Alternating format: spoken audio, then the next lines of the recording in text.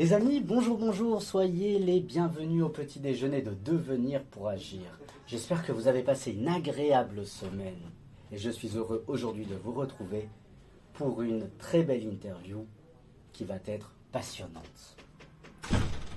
Chirurgien urologue, professeur honoraire des universités, membre de l'Académie de médecine, membre du conseil scientifique de l'Office parlementaire de l'évaluation des choix scientifiques et technologiques, fondateur de l'École européenne de chirurgie.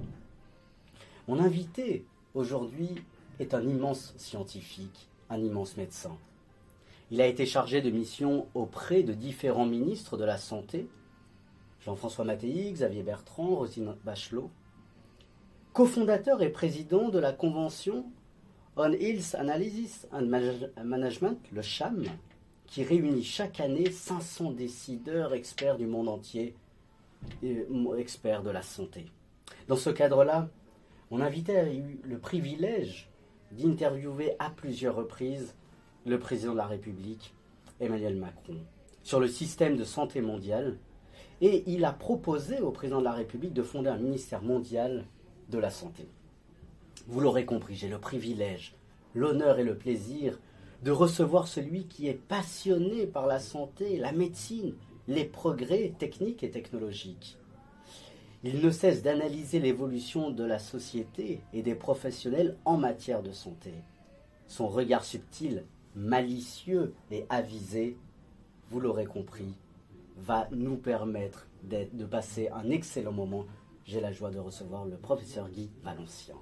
Guy Valencien, professeur, bonjour, bonjour. Bonjour Emmanuel Leclerc. Soyez le bienvenu. Merci. Et merci de me recevoir. Non, je suis ravi d'être avec vous, vraiment. Merci infiniment. Je voudrais commencer par une citation de Molière dans Le Malade imaginaire, la réplique de Toinette, qui souligne « Je suis médecin, passager, je vais de ville en ville, de province en province, de royaume en royaume, pour chercher d'illustres matières à ma capacité, pour trouver des malades dignes de m'occuper, capables d'exercer les plus beaux et les plus grands secrets que j'ai trouvés dans la médecine. » Et vous, professeur Guy Valencien, qui êtes-vous ? Moi, vous savez, je suis un petit franchouillard voilà, qui a fait ses études de médecine. Et j'ai hésité un moment entre la chirurgie et la psychiatrie. Vous voyez comme quoi on peut avoir plusieurs horizons. Et je me suis retrouvé à faire de l'urologie parce que ça touche aussi, je dirais, à la psychiatrie, puisque l'urologue s'occupe à la fois, je dirais, du corps et de l'âme par le sexe. Et donc, j'ai choisi cette voie de réparation possible des corps et de ce qui fait tout l'appareil urinaire et sexuel. On va reparler des corps, enfin de l'humain. Quelle est votre plus belle qualité ? Oh, mais j'en sais rien. Moi, je suis pas sûr que j'ai des qualités. Je sais que je m'intéresse, je m'intéresse à ce qui va se faire. Je suis toujours en prospection et j'ai toujours cherché dans mon métier à choper des technologies ou à mettre au point moi-même les technologies moins invasives, moins agressives, ce qui m'a permis de travailler avec les ingénieurs de la Silicon Valley, par exemple, chez Intuitive Surgical, qui est le premier constructeur de robots chirurgicaux au monde. Et ça m'a passionné d'être en relais avec les ingénieurs. Et je pense que de plus en plus, tous seront comme ça, entre médecins ingénieurs, entre chirurgiens ingénieurs, à travailler ensemble. Et je trouve ridicule cette espèce de bashing que l'on a contre l'industrie. Quand je pense à un hôpital sans médicaments ni matériel, c'est rien, ce sont des lits vides. Oui. Et on voit en France cette espèce de violence contre la Big Pharma, contre les gros industriels qui s'en mettent plein les poches. Je trouve ça désastreux. On va en reparler de tout ça. J'ai des questions dessus, professeur. Mais avant de rentrer un peu plus dans les détails de la réflexion, quelques questions de sémantique. Comment définissez-vous, vous êtes un expert de la santé, quelle définition donnez-vous de la santé ? Écoutez, il n'y en a qu'une, mais qui est celle de l'OMS, à savoir un parfait bien-être physique, psychique et social. Mais quand on a dit ça, on n'a rien dit, parce que personne n'est en bonne santé. On est toujours plus ou moins cassés. Donc nous sommes tous des êtres plus ou moins fracassés, plus ou moins cassés. mais avec des parts de bonheur merveilleuses en même temps. Donc, en gros, la santé en soi n'existe pas. Mais nous cherchons probablement tous, étant plus ou moins malades, atteints d'une façon ou d'une autre, nous cherchons à essayer de vivre, je dirais, le plus en harmonie possible avec le monde dans lequel nous sommes. C'est ça, je dirais, c'est ce qu'attend l'homme. Hein. C'est être en harmonie avec son environnement, cet univers incroyable qui nous dépasse de toutes ses forces. On le voit bien avec les pandémies et autres maladies. Hein. Nous sommes des nains, mais malheureusement, nous voulons tellement dominer, en tout cas l'homme occidental. Hein. Et je suis toujours cette différence qu'il y a entre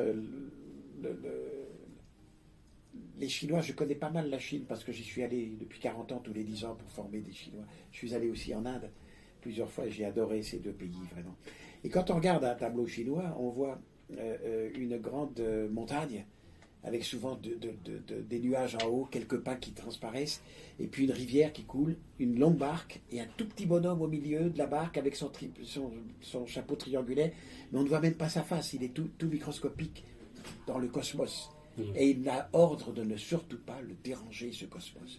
Et quand on regarde un tableau de nos peintres européens, on voit de la même époque, pendant le XVIIe ou XVIIIe, on voit le roi avec son sceptre, sa tiare, son hermine, il est là, il est le glorieux, il domine le monde, et qu'il y a la nature qui est derrière, toute floue, à peine visible.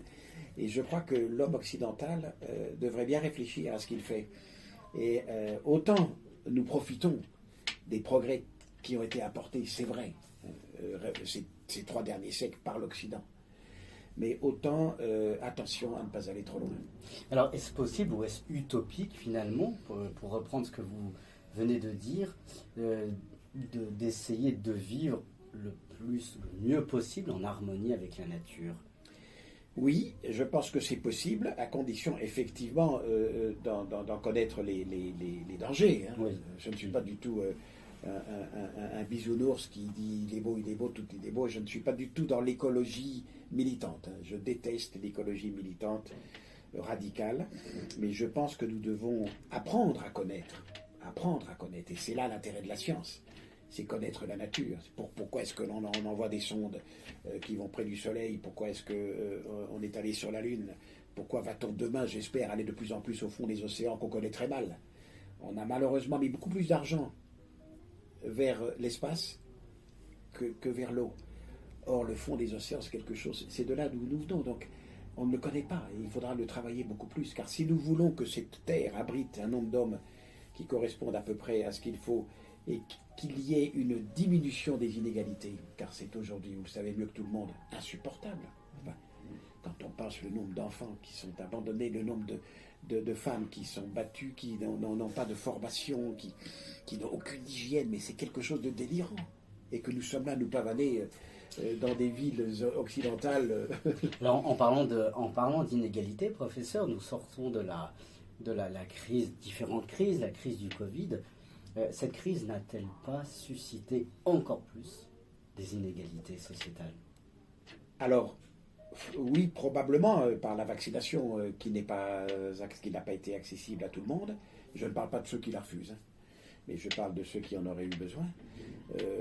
Oui, comme toujours, les drames, les grandes catastrophes augmentent les inégalités parce que ceux qui sont riches, en général, s'en sortent mieux, arrivent à se protéger, ont les circuits et les moyens de se soigner, bien évidemment. Mais dans ces inégalités, finalement, en sortant de cette crise, quel regard avez-vous sur l'état de la santé, de la médecine en France? Alors, passez votre temps à regarder l'évolution. Oui, alors l'état de la santé en France, l'évaluation du système de santé, disons. La crise n'a fait qu'augmenter un désordre qui existait déjà. Et quand on regarde certains écrits, il y a 15-20 ans, nous étions déjà, moi j'avais moi-même écrit, en alerte sur ce qui était en train de se passer. Pourquoi? Parce que nous sommes dans un système qui s'occupe des maladies et qui est totalement hospitalo-centré. Tout pour l'hôpital et tout pour les maladies. Donc on a un ministère des maladies, on a un ministre des maladies, on n'a pas un ministère de la santé.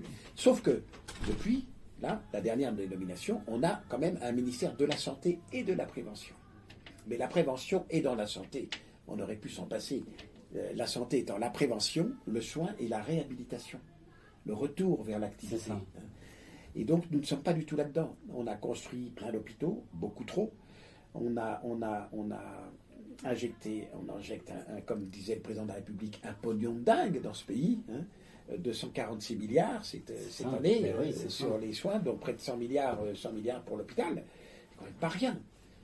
Et on voit que le résultat est catastrophique. C'est abyssal. Pourquoi? Parce qu'on ne s'est pas préoccupé d'aller d'abord aux soins primaires, les soins locaux, le soin quotidien.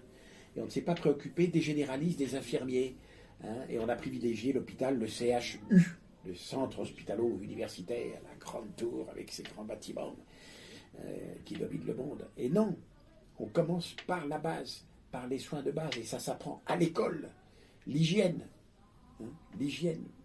Oui, mais alors comment expliquez-vous actuellement, c'est terrible, ce qu'on appelle les déserts médicaux. Comment comprendre que dans des... Mais les déserts médicaux, nous avons une cinquantaine de milliers de médecins généralistes qui ne font que de la médecine générale. Oui. Parce que vous avez 35 000 médecins généralistes qui font autre chose que de la médecine générale. Mais les 50 000 médecins généralistes qui font de la médecine générale sont amplement suffisants à condition qu'on leur fasse faire le boulot qui leur revient et non pas des certificats d'arrêt de travail, d'aptitude au sport, des certificats de décès. Qu'est-ce que c'est que ça? Ça, des infirmiers peuvent très bien le faire parce que l'infirmier a des compétences. Mais on voit bien que dans un monde où vous êtes payé à l'acte, si ce n'est pas vous qui le faites, c'est l'autre qui touche. Oui.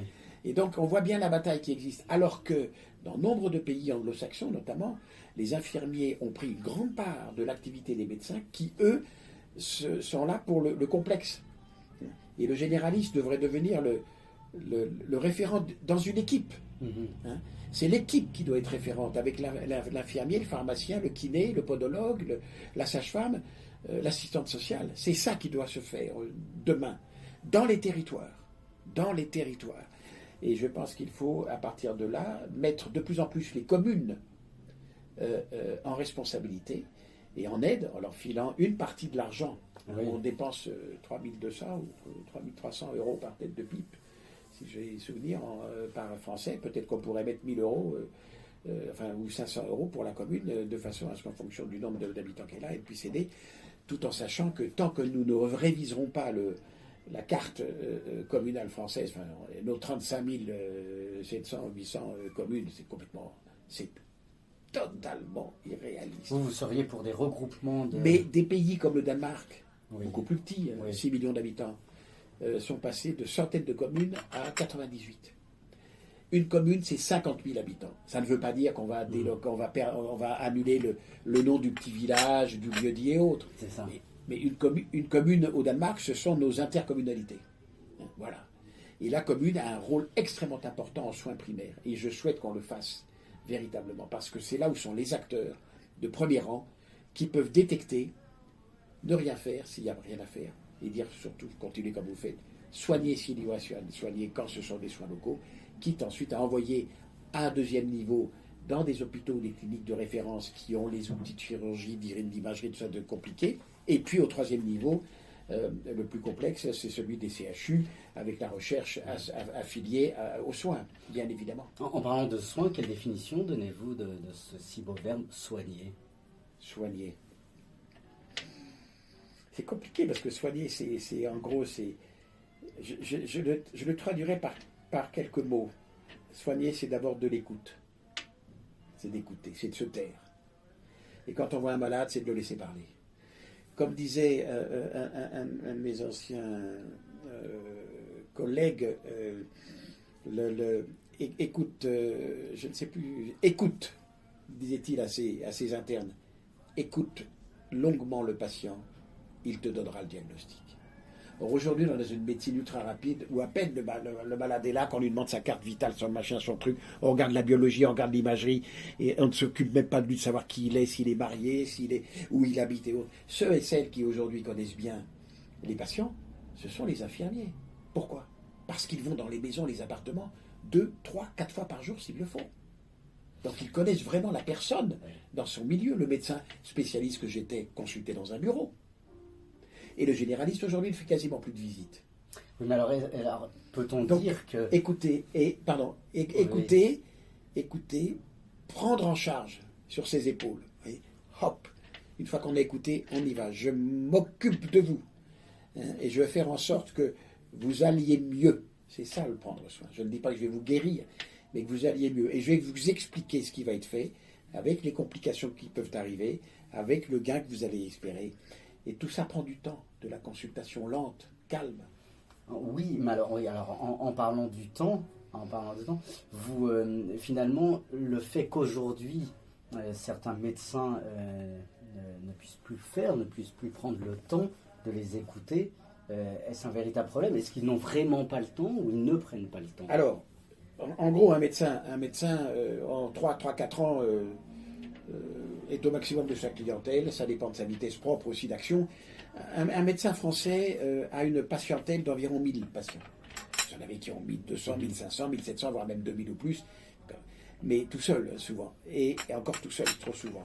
Un médecin, son collègue allemand, je parle du généraliste, son collègue allemand va avoir une patientèle de 2000 patients. Pourquoi? Parce qu'il a une assistante administrative qui s'occupe de toute la partie de paperasse, et 1 ou 2 infirmiers qui assurent énormément de choses, l'interrogatoire, une partie des soins et autres de base, que refusent souvent les médecins en France, de peur d'être comment dire, déconsidérés. Pour eux, ils sont les seuls à pouvoir poser un diagnostic. ChatGPT le fait aujourd'hui. Alors pourquoi faudrait-il que ce soit uniquement les médecins? J'ai été regarder dans ma spécialité les diagnostics, ChatGPT me dit. Et en 10 secondes, c'est fait. Donc chez soi, on peut savoir ce qu'on a. Et sur l'indication thérapeutique, ChatGPT me dit aussi. Donc on peut très très bien concevoir que le rôle du médecin n'est plus uniquement celui du diagnostic et celui de la thérapie. Il va être celui, pour le généraliste, de la prise en charge holistique, globale du patient. À partir des données qu'ont rapportées les infirmiers, les podologues, les kinés, la sage-femme, les spécialistes d'organes, le psychiatre, et de mettre en ordre pour le patient et de lui expliquer. C'est donc du temps long de consultation.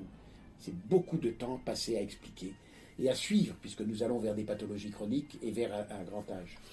Mais alors, je vais reparler de ChatGPT, mais simplement une question auparavant. Vous êtes occupé des humains toute votre carrière, vous êtes occupé des corps, des âmes. Quelle définition donnez-vous de l'humain?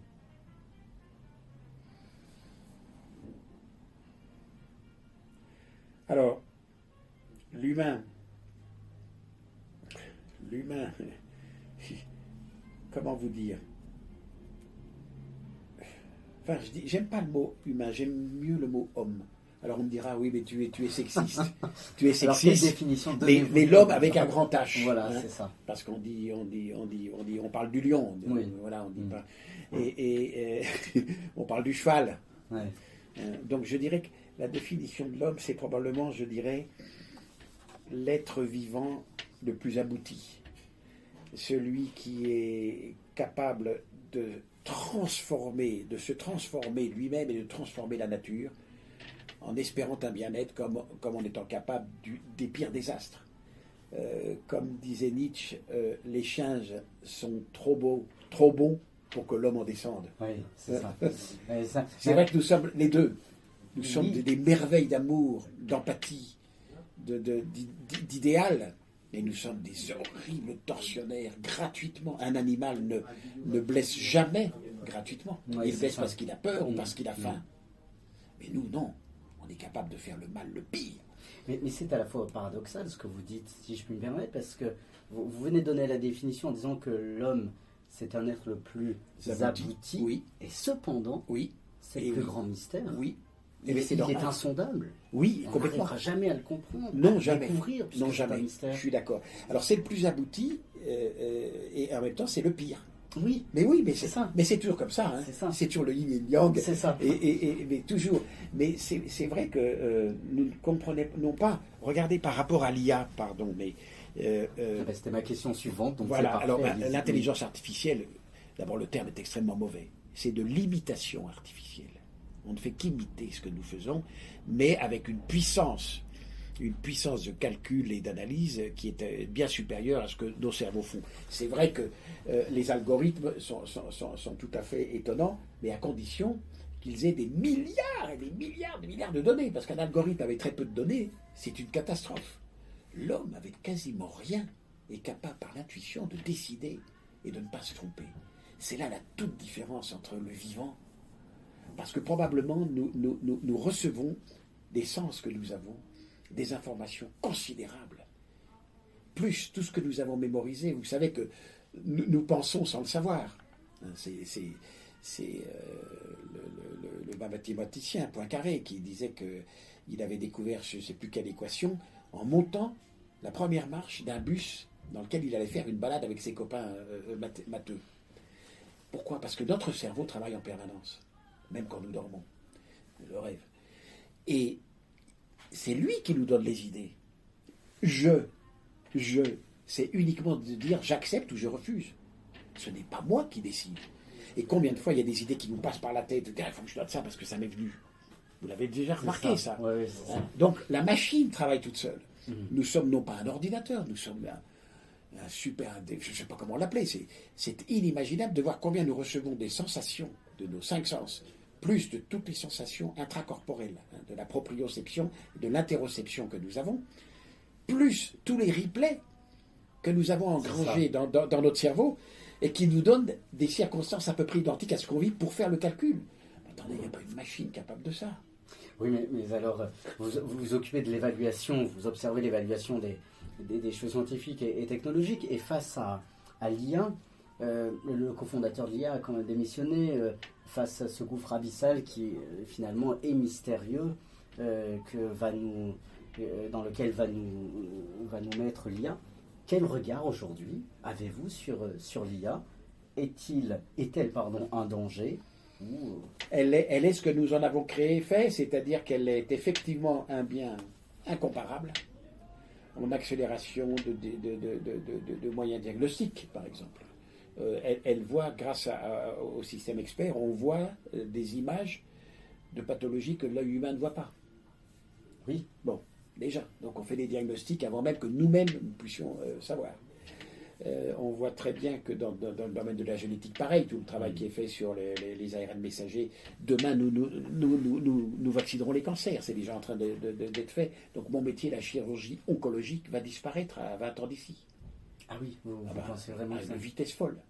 Car tout l'argent injecté dans les vaccins et récupéré par la vente des vaccins que les anti-big pharma disent tout cet argent est réinvesti sur l'ARN messager avec des travaux que je connais un peu qui sont explosifs. Donc je dis que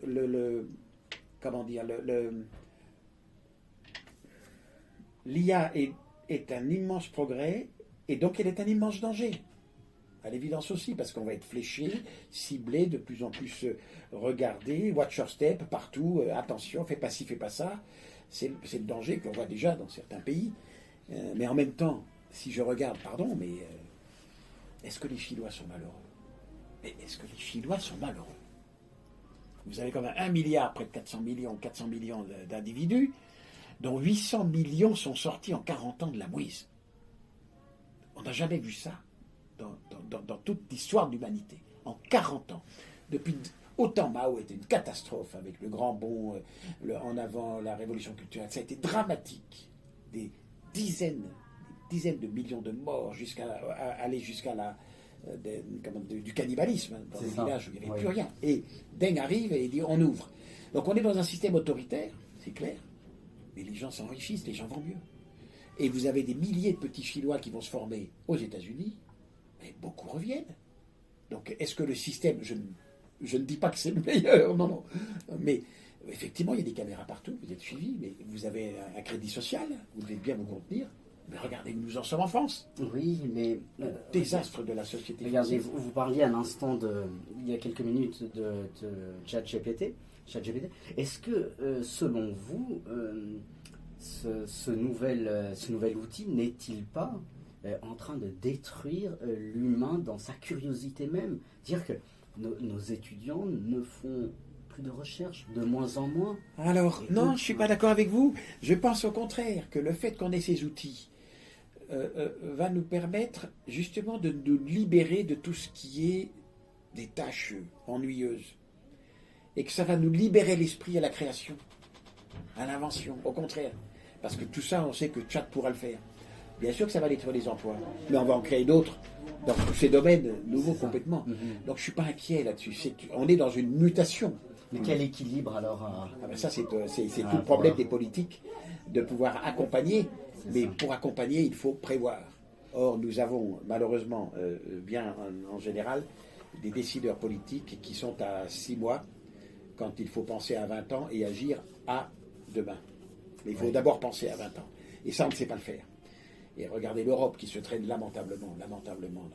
Je suis désespéré de voir l'Europe. Je pense que nous sommes, honnêtement, je ne veux pas être du tout triste, mais je pense que nous sommes en fin de civilisation. Nous avons connu l'acmé au 19e, avec les empires français, anglais, et puis là on s'écroule, un 20e de sang, et un 21e siècle, on n'est plus rien. Et la Méditerranée avait fait le monde occidental. L'Atlantique, le plus récent, aujourd'hui c'est le Pacifique, entre l'Inde et l'océan Indien, Inde, Chine et États-Unis. Alors, on parlait d'équilibre, comment rebondissez-vous sur cette belle définition de Paul Ricoeur qui souligne, il définit la morale comme la visée de la vie bonne avec et pour les autres dans des institutions justes. Oui, tout à fait. Aujourd'hui, est-ce que... Alors, nos institutions internationales sont totalement décrépies. L'ONU, l'OMS n'existent plus. Selon vous, l'OMS c'est fini. N'a plus la même... Mais non, ce sont des machines à faire voyager des gens en première classe dans des hôtels 5 étoiles, à se réunir pour ne rien dire. Non, mais c'est effrayant. Effrayant. Le G7, le G20, il n'y a plus rien. Donc il va falloir reconstruire. J'ai été frappé de voir qu'il y avait la question qui se pose, savoir de faire un OTAN économique. Oui. Et pourquoi pas? Donc une puissance asiatique qui, en 2049, pour le 100e anniversaire du Parti communiste chinois, sera probablement la première au monde. Et les Occidentaux, dominés par l'Amérique, il n'y a rien à faire. Elle reste quoi qu'il arrive, la machine à gagner, malgré ses problèmes internes, avec tous autres autour. Et donc on va aller vers 2 blocs, probablement, 2 grands blocs, et on va être amené à refonder des institutions internationales autrement. Et alors en parlant de vie bonne, d'institutions justes, une question d'actualité avant de voir la dernière partie de notre interview. Une institution juste, une vie bonne, cette question sur l'euthanasie, la fin de vie, cette loi qui devrait, en tout cas qui doit être votée cet été au Parlement, quel regard avez-vous? Moi je suis sur là-dessus, la fin de vie? Je suis, pour moi, la possibilité de se supprimer est notre seule liberté. Nous ne choisissons pas de naître. Nous avons quelques décisions qui sont comme des choix dans notre vie, mais très dictés par beaucoup d'autres éléments. La seule vraie décision d'un homme ou d'une femme, c'est de dire « j'arrête, j'ai fait mon temps, je finis ». Alors vous êtes très frappé de voir que je m'en suis souvent occupé, c'est pour ça, de voir combien de gens âgés vous disent « docteur, j'ai fait mon temps ». Donc en gros, ne continuez pas, j'ai fait mon temps. Et de voir qu'en plus les vieilles personnes ne s'alimentent plus. Et on est là à leur pousser « allez papy, encore une cuillerée ». Mais non, c'est la fin de la combustion. Ils veulent partir. Donc moi, je suis très en faveur du choix de l'euthanasie. Il y a des dangers. Il y aura des excès. Il y aura des condamnations, bien évidemment. Mais je pense qu'il faut qu'on ait la liberté, qu'on puisse l'écrire, qu'on écrive en directive anticipée, et de façon plus ferme, et qu'on puisse être accompagné. Alors ce n'est pas un rôle de médecin. C'est pas au médecin d'aller piquer, ça peut être qui que ce soit. C'est pas. Oui, mais alors est-ce que ce serait se défausser de sa responsabilité, ou parce que vous dites le médecin non, parce que le médecin n'est pas là pour supprimer quelqu'un. C'est pas son rôle. Donc vous pouvez très bien avoir soit prendre des comprimés, soit une perfusion et tourner le bouton vous-même. C'est ce qui se passe du reste en Suisse, par exemple. Oui, mais on vous pose la perfusion, l'infirmier, et c'est vous qui ouvrez le bouton. Alors, vous venez de dire quelque chose qui m'intéresse au niveau philosophique. Vous parlez de, finalement, c'est ce seul moment, en tout cas un de ces seuls moments de liberté. Oui. Quelle définition donnez-vous de la liberté? La liberté, c'est simplement de choisir ce que l'on va faire dans la minute qui suit le moment où on existe. Ça, c'est le libre arbitre. C'est pas la liberté. Cette capacité de pouvoir choisir qu'on appelle le libre arbitre. Ah, Vous pouvez me contredire. Hein. Oui, oui, oui. Non, non, pour moi, non, non, non, non, non, non. Non, c'est la liberté de faire. Hein. La liberté de faire. De faire. Le libre arbitre, c'est de la pensée pour moi, mais c'est de faire. Et c'est ça. Et moi, je suis très en faveur de l'euthanasie. Je pense que nous sommes là encore dans un système judéo-chrétien en France où on n'ose pas aller trop loin. Et on fait par petits pas, mais ça va venir, ça va venir. Et je crois que la plupart des gens seront rassurés de cela, que l'on peut finir sans finir dans la déchéance, comme on le voit dans un certain nombre d'EHPAD où c'est horrible, si vous voulez. Alors, professeur, une dernière partie de l'interview. Vous avez publié de nombreux ouvrages et actuellement sort votre nouvel ouvrage À la recherche du temps perçu. Non pas du temps perdu, mais du temps perçu aux éditions Librinova. Pouvez-vous, en quelques mots, parce qu'il y a la question de la temporalité dans votre ouvrage, pouvez-vous nous définir selon vous qu'est-ce que le temps et finalement quel regard donnez-vous sur le temps? Alors, il n'y a pas de définition du temps. C'est ça qui est très curieux. Je ne suis pas le premier. Rappelez-vous Augustin. C'est ça. J'allais citer Augustin. Exactement. Vous pouvez le citer si vous l'avez là, mais c'est.